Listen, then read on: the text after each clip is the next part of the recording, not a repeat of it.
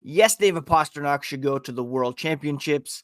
No to Rick Tocchet as a Bruins head coach candidate. And recent 7th overall picks. You've got questions, and I've got answers here on today's episode of Locked On Boston Bruins.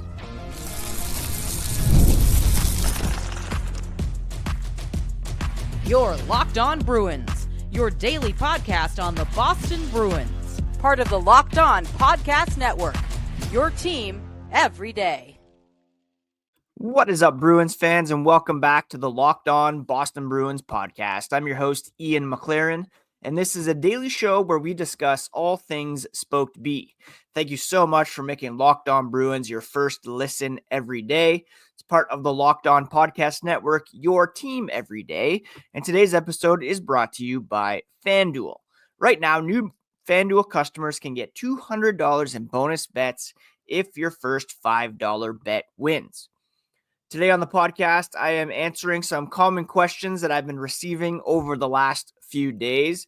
One being whether David Pastrnak should go to the World Championships after suffering an injury there last year that set him back to begin the season. Another one on Rick Tocchet being reported as a candidate for the Bruins head coaching job. And finally, some recent 7th overall picks and what the Bruins can expect star value-wise at that position. Before we get into all that, a quick reminder, you can find the podcast on social media at Locked NHL Bruins. You can find me, my hockey thoughts and dad jokes at Ian C. McLaren. I am a lifelong Boston Bruins fan. I have been covering this team and the NHL for various outlets for around 20 years now. And I'm excited to dig into today's topics. The first being whether David Pastrnak should be not allowed, but whether he should be going to the World Championships. As we know from last year, he suffered some sort of injury and then was kind of delayed in his off-season training regimen as a result and got off to a slower than expected start this past season. There was a big chunk of time this past regular season where he was not even averaging a point per game. And those were critical times for the Bruins because if he had played like he did down the stretch where he was, as Charlie McAvoy put it, one of, if not the best players in the NHL through March, April, even back into February. If he had played like that in October, November, perhaps the Bruins would have been more locked into a playoff spot and they wouldn't have gone through this selling process and retooling. Now, that's a lot to put on his shoulders, and it's not the only reason why the Bruins got off to a slow start, but it's certainly a factor. And it begs the question as to whether he should be going back or should prioritize having the full offseason to rest, recover, and to come into training camp next season at full bore right from day one. Now, the reality is I believe it's totally fine for him to go. And there's a couple of reasons why. First, the big one is that his native Czechia enters this tournament as defending champions. They won the gold medal last year. He scored the game-winning goal in the championship game for Czechia. And we know that he was displeased, to say the least, about Czechia not being included in this past season's Four Nations face-off. He really would have liked to have been given the opportunity to represent Czechia, especially playing at TD Garden, where some of these games were played. They could have made it a Six Nations face-off and included Slovakia because Jaroslawski, star in the making for the Montreal Canadiens, and they had games there as well. All that to say, David Pastrnak, should be given the opportunity to help defend his country's gold medal at last year's World Championships. Not only that, but you only get so many opportunities to play at the Worlds, right? teams who go deep in the playoffs, their players aren't typically open to representing their home countries. And ideally, the Bruins are going into the playoffs and going deep more often than not moving forward. Even having said that, we see for Team Canada this year, there's Nathan McKinnon, there's Sidney Crosby going over there to represent Team Canada. And it's an opportunity for them to build on that Four Nations experience. They're good friends. And the opportunity to represent your country doesn't come along. Yes, it comes along every year with regards to the Worlds, but it's still a special thing to be able to do that year in and year out. And every time you put on your country's jersey, it's a special experience. Final to that, there's also the Olympics coming up in 2026, and teams will be looking to build some chemistry and optimize the rosters and get an idea of who should be there via the Worlds, especially for the countries where there's not as much of a player pool to choose from, like a Czechia. So Pastrnak will be going over there along with Jacob Lauko. I will mention some other Bruins playing at the Worlds. We'll discuss that here in a sec. But Pastrnak, he's the leader, the best player for Czechia, and it sets the example for others that this is a priority. They want to do the best they can at the Olympics in 2026 and going over to the Worlds, trying to defend that world championship, playing for your country, getting together with your buddies from your home country is a special experience.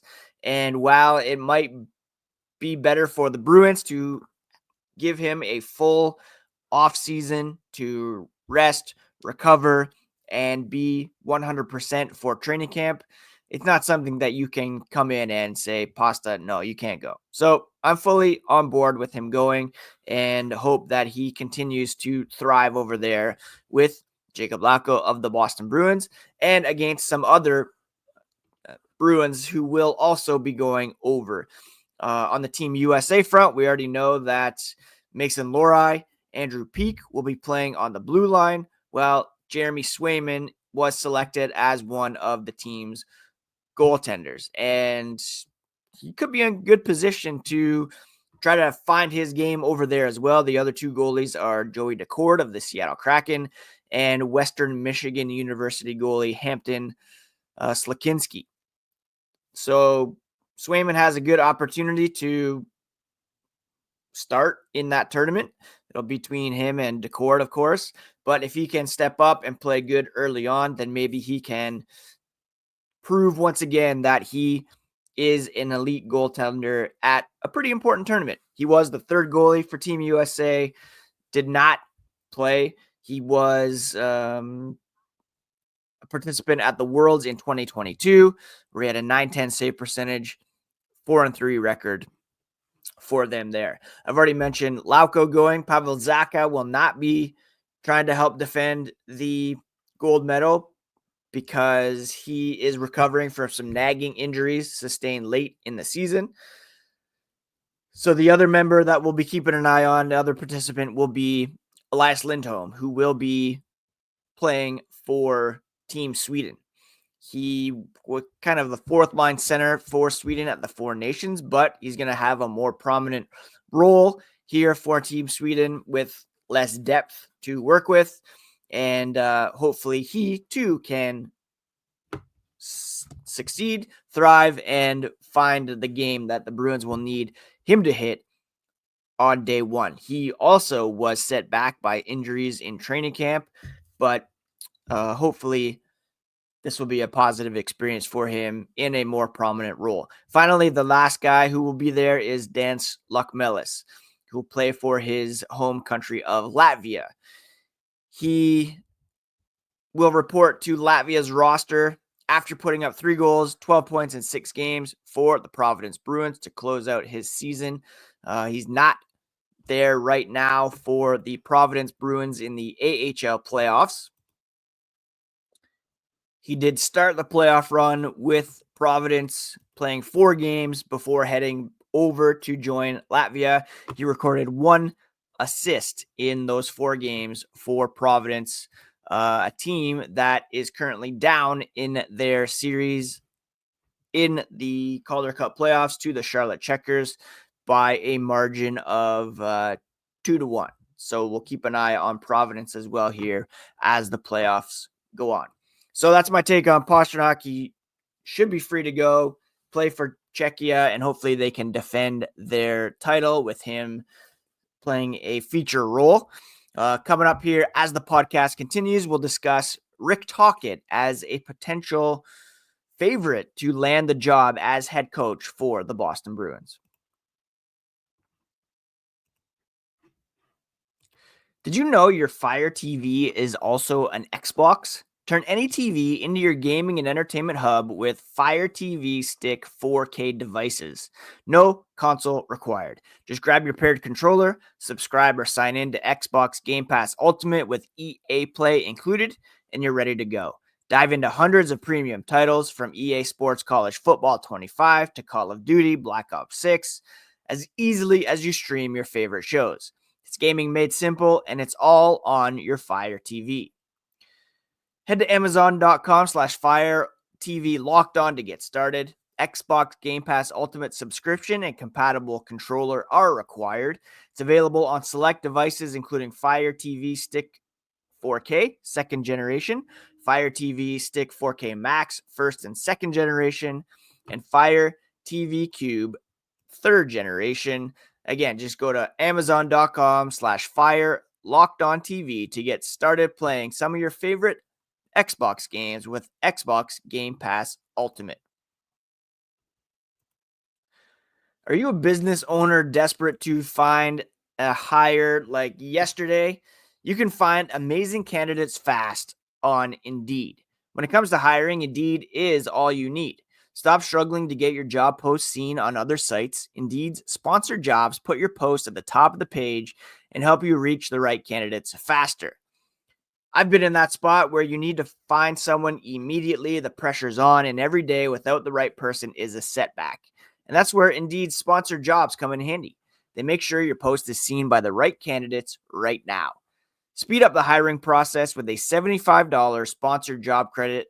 Just go to Indeed.com/lockedon right now and support our show by saying you heard about Indeed on Locked On Boston Bruins. Terms and conditions do apply, but if you're hiring, Indeed is all you need. All right, another question I've been getting lately is on the head coach search. We've discussed on the podcast Mike Sullivan, who was plucked by the Rangers, David Carl, who's decided to go back to the University of Denver. I've been pumping Misha Donskov's tires as the guy that I want to see, but there are reports out there that the Bruins are perhaps targeting Rick Tocchet, who recently parted ways with the Vancouver Canucks as their head coach. He has had three stints actually as head coach in the NHL, 2 seasons with the Tampa Bay Lightning, 4 seasons with the Arizona Coyotes, and then 3 seasons with the Vancouver Canucks. Last season, they finished first in the Pacific. He won the Jack Adams Award as Coach of the Year in 2024 and rebounded from that by finishing 5th in the Pacific this season. So much turmoil with the Vancouver Canucks with JT Miller, Elias Pettersson, just a bunch of drama there that kept them from succeeding and building on that first in the Pacific finish last year. Now, I'm not too keen on our boy Rick Tocchet. 638 games behind the bench. He does have a record of 286, 265, and 87. But he's only made the playoffs twice and has not won more than 1 round. With the Coyotes, lost in the first round to Colorado in 2020, and then last year with the Canucks, lost in the second round to the Edmonton Oilers, a record of 11-11. Now, he does have ties to the Boston Bruins. He did play in Boston for parts of 2 seasons in the mid-90s, 67 total games, 32 goals, 22 assists for 64 points. 54 points. Not very good at math this morning. He also played for the Flyers, the Penguins, the Kings, Coyotes, Capitals. There are more rumblings that he is closely attached to the Flyers job. There's also a vacancy in Pittsburgh that he could be well suited for. He's got ties to all 3 of these organizations. He has a really hard-nosed approach. He was also reportedly a finalist for the Anaheim Ducks job that went to Joel Quenneville. He and the Canucks parted ways kind of with the understanding that he would be going east. There are still 6 teams looking for a head coach: Flyers, Penguins, Seattle Kraken, Bruins, Blackhawks, and of course the Canucks. And again, it was originally said that he was looking to move east to be closer to family, according to Canucks president Jim Rutherford. But then, of course, Anaheim's not in the east. On Thursday, it was reported the Bruins are considering Tocchet as a top option to fill their head coach position, currently working to secure an interview. 67 games across 2 seasons he played with the Bruins, but the majority of his career was spent with the Flyers, and that is a team that is believed to also be in on Tocchet. Now, the report, I should add, came from RG.org's Jimmy Murphy, and it was corroborated by Rick Tocchet from Vancouver, who's obviously more plugged in with the Canucks and what's going on there. An NHL source told Jimmy Murphy that if they can secure an interview with him, he will be their top target. So if Tocchet's interested, then the Bruins certainly are as well. And perhaps that could be a fit for both sides. He is a Stanley Cup champion with Pittsburgh as a player. He also won with the Penguins as an assistant coach back in 2016, 2017. There was also the gambling incident back in 2006, which is kind of unclear, but he does have that Stanley Cup experience with Pittsburgh as an assistant coach, and he has been highly regarded around the league since jumping in as a head coach of the Arizona Coyotes in 2017. Prior to that, he had a stint with Tampa as well. And here he is now available on the open market as a head coach. And we'll see if the Bruins do indeed have some interest in Rick Tocchet. From my perspective, he's not really the innovative offensive guy that they're looking for. He's not perhaps the guy that's looking to evolve with this team. It's a bit of a retread. It's a bit of a safe hire. He did have some success with the Canucks, but that fizzled this past season. Not really the innovator that I think that the Bruins should be looking for. Again, I'd be targeting Donskov for sure.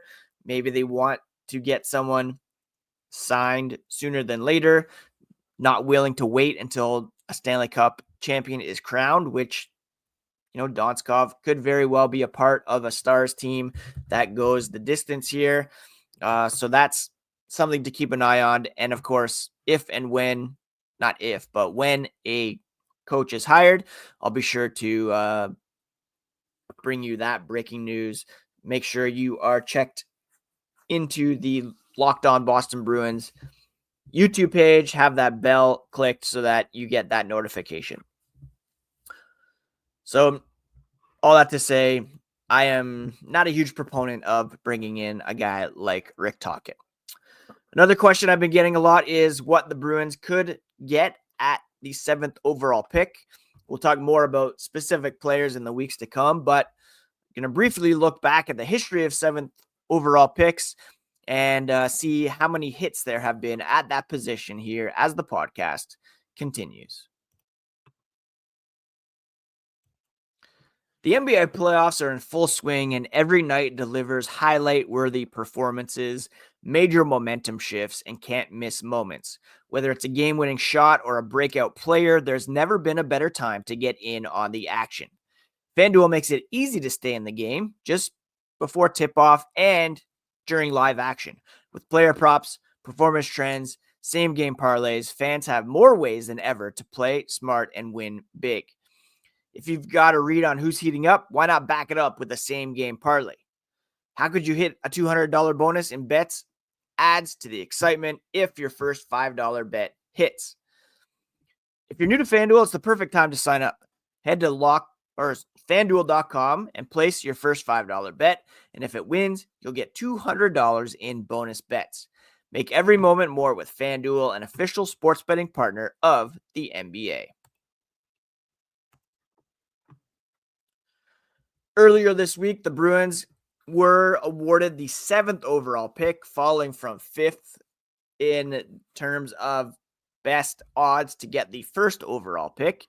And a lot of people have been asking, what could we expect? Have there been some star players drafted at that position? And if you look back to like 2010, when the Carolina Hurricanes selected Jeff Skinner, same draft in which the Bruins drafted Tyler Seguin, 2nd overall, you can see some pretty good players that have emerged. Now, we know that the Bruins will be looking for a forward, hopefully a center, but they could be tempted to go for a winger as well if there is some high upside there. A lot of defensemen taken over the last 15 years, but some really impact forwards as well. Jeff Skinner in 2010, he's not really a key member of the Edmonton Oilers team that is up 2-0 on the Vegas Golden Knights right now. But of course, he has been a high-end scorer for the majority of his career. Mark Scheifele in Winnipeg was taken 7th in 2011. He is a center, the kind of which the Bruins would love to grab and develop in their organization. From 2012 to 2015, there were a bunch of defensemen taken. Matt Dumba in 2012, Darnell Nurse in 2013, Hayden Fleury and Ivan Provorov in 2014, 2015. Defensemen are a bit of a crapshoot. They take longer to develop. Not all of these guys have turned into star players. Probably the closest would be Darnell Nurse, I guess, because of his huge contract. Fleury playing a depth role for the Jets right now. Provorov, Blue Jackets, unrestricted free agent. You know, these are not the kind of players I want the Bruins to go after. They are good in their own right, but we want the kind of forward that the Arizona Coyotes, now Utah Mammoth, selected in 2016, a Clayton Keller, who is a star forward for that team. In 2017, the Rangers went with Lias Andersson, not panned out. That's probably the biggest miss so far at 7th over the past 15 years. One of the biggest hits, though, is Quinn Hughes in 2018 with the Vancouver Canucks, one of the premier defensemen in the National Hockey League today. In 2019, the Buffalo Sabres selected Dylan Cousins. He's had a couple good seasons and seems reinvigorated after being traded to the Ottawa Senators. I actually have him in a keeper fantasy league, and I'm expecting big things from him next year. The New Jersey Devils selected Alexander Holtz in 2020, probably along with Anderson, a bit of a miss there. He's since been traded to Vegas, and not even sure if he is a big part of their team here in the playoffs. So far, yeah, he hasn't even played in the postseason for them. 4 goals, 8 assists for 12 points in 53 games this season. And he's been playing in the AHL a little bit as well. William Eklund was a hit for the San Jose Sharks so far. Kevin Korchinski with the Blackhawks in 2022, still a bit of a project. Matvei Michkov fell to the Flyers at 7 in 2023. He, of course, was one of the more electric rookies in the NHL this season. The Bruins would absolutely love to get a player of his ilk at 7th. And then last season, Carter Yakemchuk was selected by the Ottawa Senators with the 7th overall pick. And he, of course, pretty high-end guy, but defensemen take a bit longer to develop, and he probably won't make an impact for a couple seasons yet. So you can see that there is quite a gap there in terms of potential with the 7th overall pick.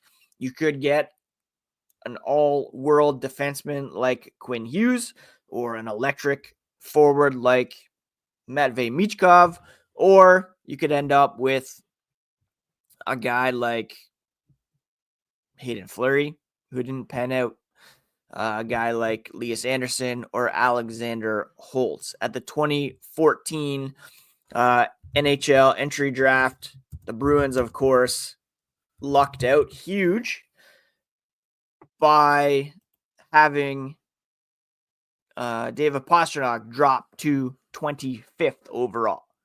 Hayden Fleury was taken 7th overall. David Pastrnak, at the moment, I believe, is probably 2nd when it comes to points from a draft pick in the 2014 draft. Up there with Leon Draisaitl and William Nylander as the best players selected in that draft.